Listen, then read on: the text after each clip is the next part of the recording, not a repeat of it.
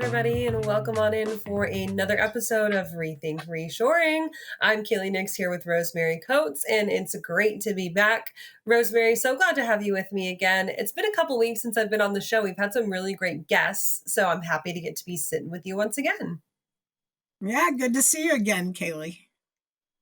So we've got a pretty good episode on tap for today. We're talking kind of the manufacturing super cycle, what's coming. And this is a topic that is not just in our B2B media cycle now, it's kind of hitting mainstream media as well. And there's a little bit of, I think, kind of misinformation floating out there about what a manufacturing super cycle actually is and what it looks like from a supply chain perspective, what it looks like from a reshoring perspective, and how labor, again, another hot button topic, ties all into it. So we're going to dig through that today.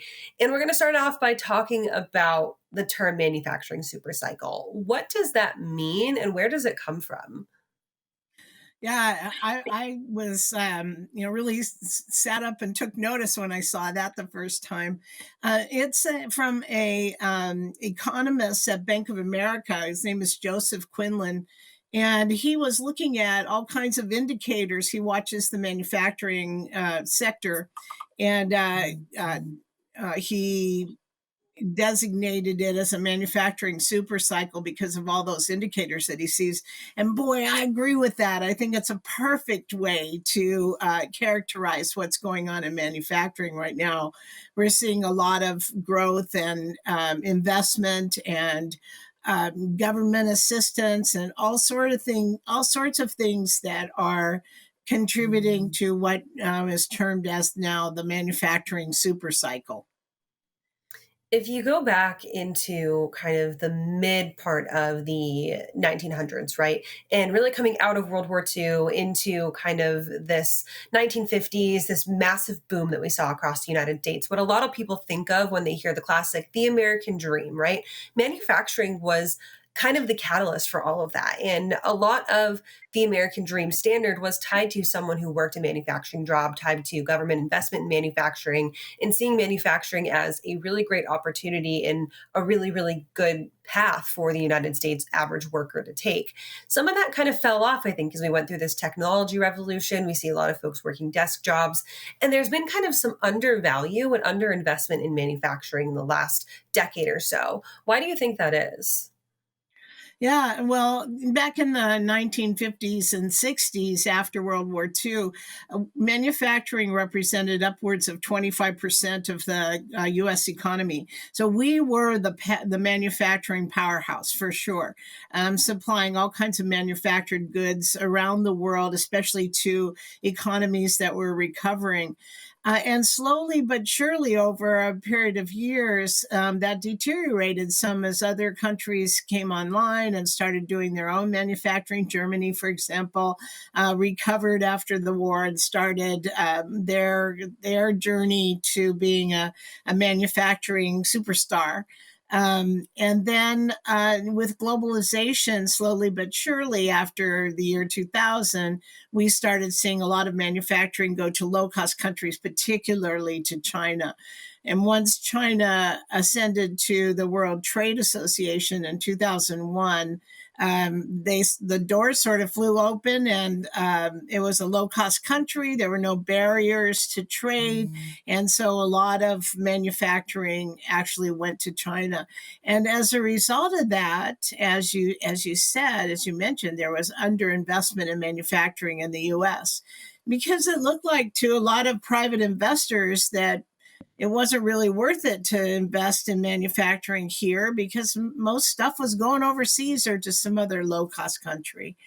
So to turn things around, I think, what really happened was the pandemic exposed so much risk in these long global supply chains. So if you are manufacturing in the middle of China somewhere and it takes, a long time to communicate back and forth and even longer to ship goods to the U.S. and if we have no alternative places to manufacture, all these things were exposed during the pandemic. And so, we sort of sat up and started paying attention all of a sudden. It was funny because I used to tell people what I did for a living, that I worked on global supply chains and global manufacturing. Their eyes would sort of glaze over, and it wasn't very interesting. But all of a sudden, during the pandemic, these supply chains became our lifeline. And, we all experienced shortages and trying to find PPE and masks and sanitizers and all of that. We all remember that shortages of toilet paper and so forth. So, it exposed this vulnerability that we have in the US because we haven't paid attention to manufacturing for a long time, neither in the public or the private sector. So there was a significant amount of underinvestment. And the other thing that I think is key is that America has never had an industrial policy. So we are sort of a hands-off economy. We believe in the market running things. So if there's a need in the marketplace, that we fulfill that need because we're a market economy. But most other nations have some kind of industrial policy where they at least focus on manufacturing some things. So, this was a good opportunity for us to really understand what kind of products that we need to invest in, what should we be manufacturing here, and so forth.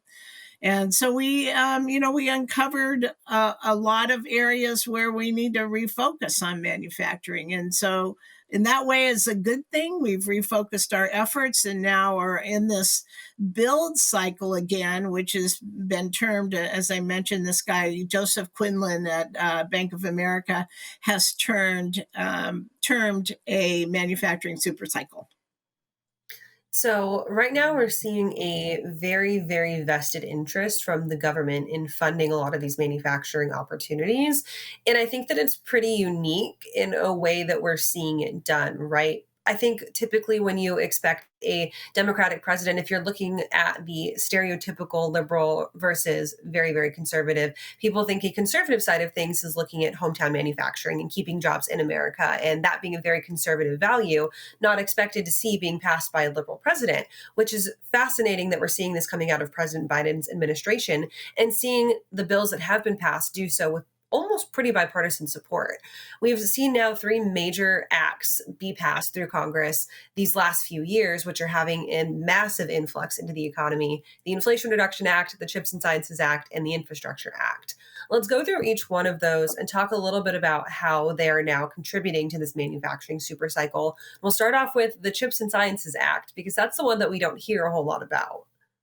Yeah. So, yes, I mean, we have to get over this partisan thing and think more about what's good for the U.S. economy, whether it's a Democrat or a Republican in office or whatever. We need to really focus on manufacturing in America because that's the backbone of the economy. And actually, you can see that with respect to building economies. After World War II, Germany focused on manufacturing, and look how strong their economy is today.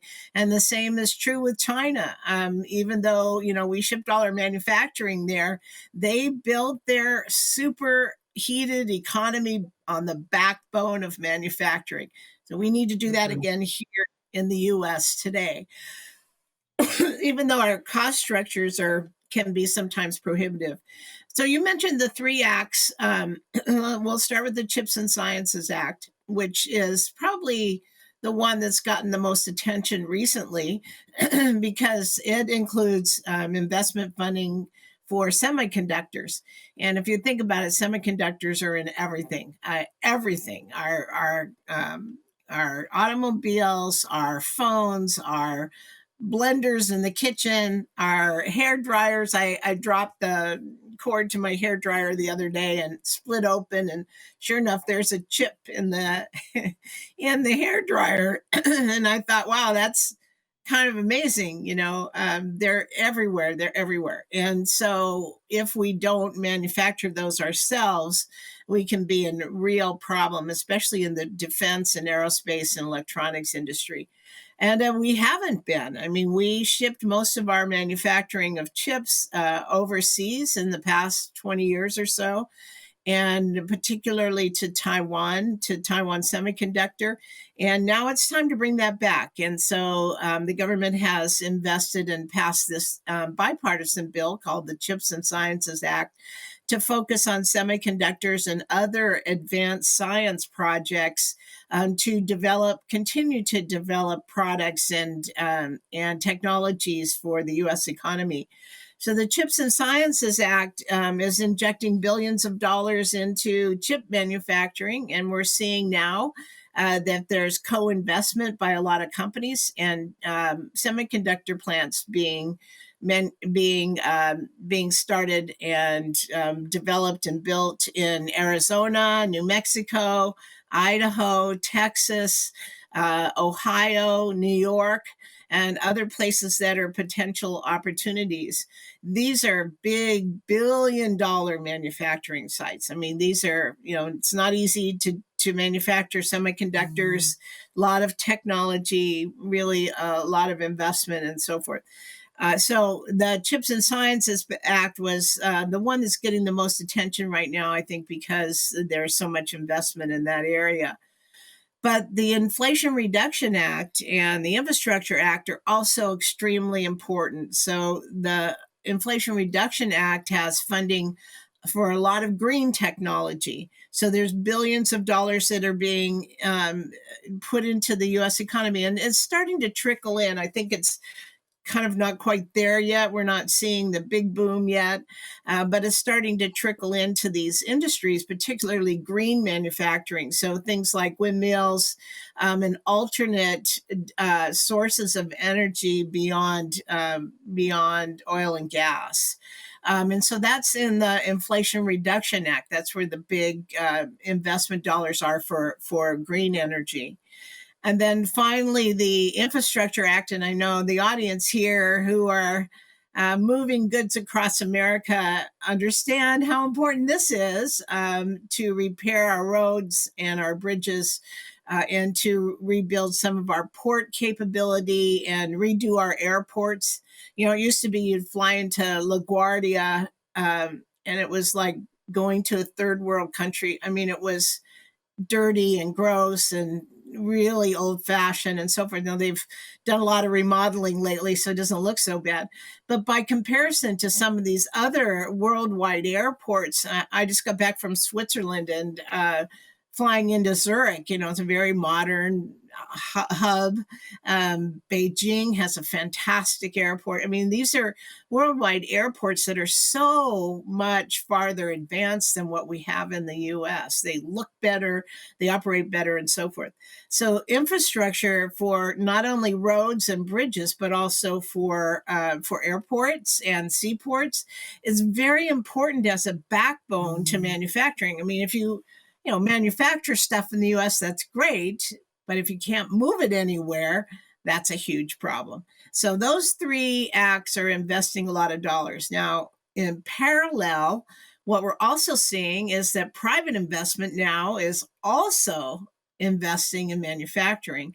And so this is pretty exciting because when you've got the government doing these big, massive projects, and you've got private investors that are doing the supporting projects, you're going to see a huge increase in what's happening in manufacturing in America. And of course, that's our thing at the Reshoring Institute. So we're really excited to see all this hub of activity. Every conversation that was had from me at the end of the pandemic or coming out of the tail end of kind of the end of 2022, everybody's conversation was, okay, well, how does America now survive and thrive off of the heels of this global event? And a lot of the answers were that public-private partnership and seeing the public-private partnership. If it works, it's going to be fantastic. If it doesn't, it's going to be disastrous to the American economy. I think we're still in that very first stages of this public-private partnership. But as you mentioned so far, things seem to be moving along at a pretty decent speed, and that's relatively speaking for the government, right? Nothing moves fast in the government. But from some of these Right. industries that are really working on this public private partnership, where are some of the most impactful benefits going to be seen? Are we talking about the way that transportation is done? Are we talking about infrastructure for our ports? Or are we talking about individual companies who are seeing investment from the private side, but also from grants looking to reshore their operations and really shore things up here? Yeah, I think we're seeing it from all sides, to be honest with you. I mean, we see this big injection of government spending, the private sector investment. Let's take Walmart, for example. Walmart started this project called the Lighthouse Initiative about a year ago. And so I participated in one of their planning sessions, which was an all day planning session trying to figure out potentially what apparel they could manufacture in the US. Now, when you think about it, I mean, we've seen apparel come back over the past 5 years or so, especially for high end apparel like women's business attire and that sort of thing. But the kind of mass production that Walmart does with T-shirts and casual apparel, thousands and thousands and thousands of these pieces of apparel, it's sort of a perfect match with the low cost environment. So China, Bangladesh, those kind of places. However, Walmart, in their with their U.S. jobs initiative, decided they wanted to get really serious about bringing manufacturing back and helping U.S. manufacturers. And about a year ago, they started this Lighthouse project to determine what sectors they could boost to bring manufacturing back. And they've just announced a new partnership with some apparel companies to produce apparel in the US. And I think they haven't announced the exact locations yet. But when you think about it, it's mass production of products that are going to be sold at Walmart, manufactured in the US, which is a relatively high cost area.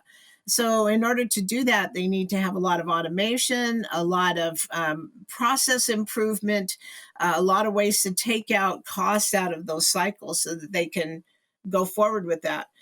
One of the other big indicators that we're seeing right now is industrial real estate is up about 15%. Now, when you think about commercial real estate, there are all kinds of buildings. There's, office buildings and strip malls and all sorts of things. But the industrial sector focuses on manufacturing, particularly, but also trucking terminals, any kind of facilities that help with a manufacturing sector, warehouses, Amazon warehouses, that sort of thing.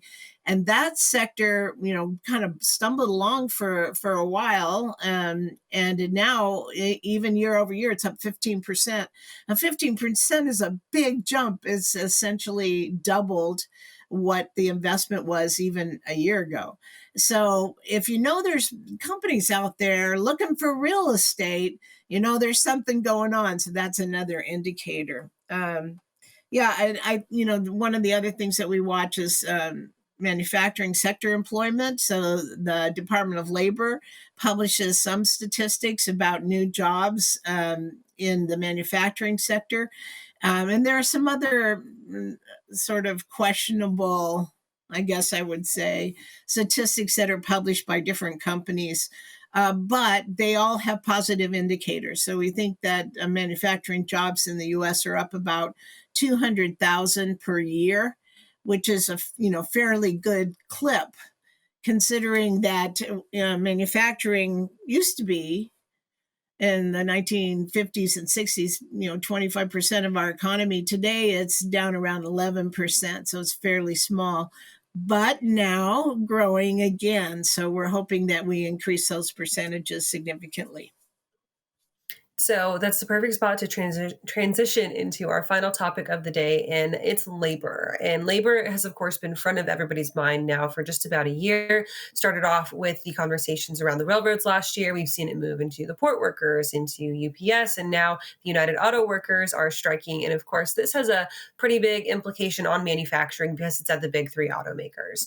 Can you talk a little bit about how the auto worker strike fits into the manufacturing supercycle, and if the power that we're seeing being given over to the labor side of things has any kind of bearing on where manufacturing goes.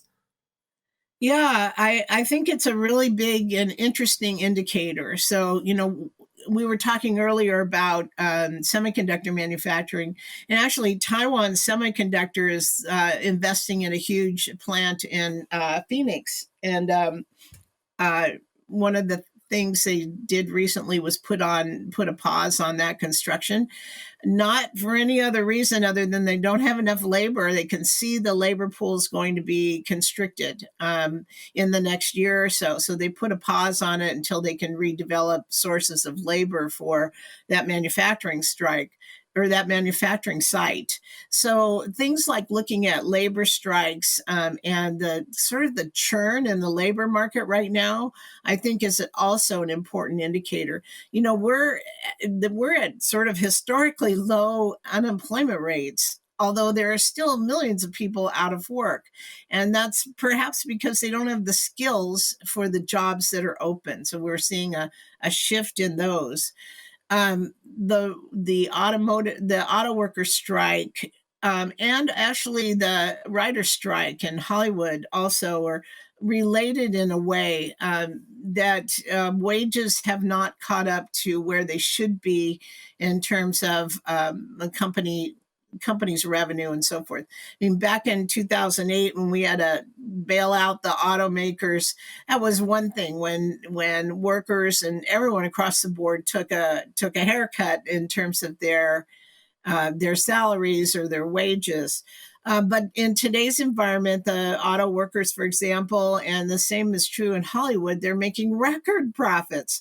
I mean, it's kind of amazing how much money is being made, and yet they haven't shared that with the workers. So, we need to readjust that thinking so that the workers are being paid a reasonable wage in comparison to what the company is earning.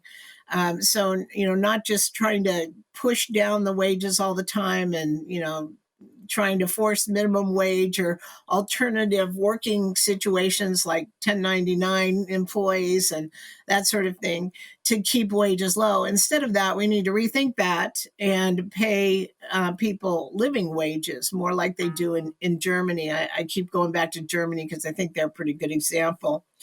So the strike fits really well into what's going on in the environment, and also in support of this manufacturing super cycle.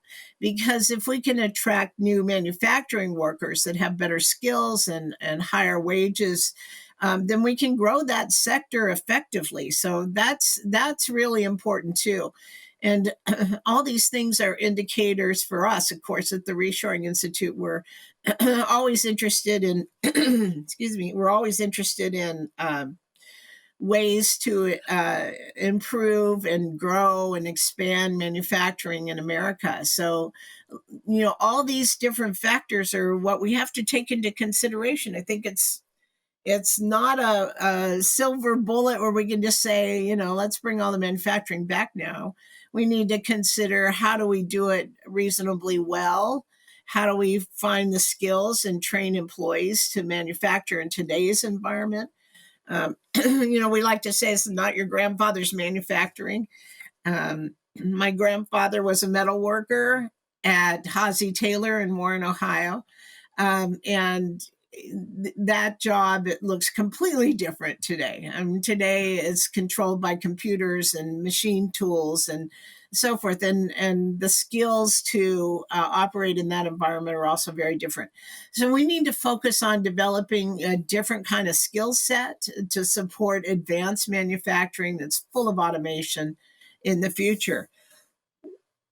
So, I think the strike, looking for better wages, understanding the incorporation of AI into a work environment like the writers are talking about. I mean, they want to use AI tools, but they also don't want to be put out of a job. So, collective bargaining on behalf of those writers and actors to be able to work reasonably well and creatively with AI is an important approach and idea going forward.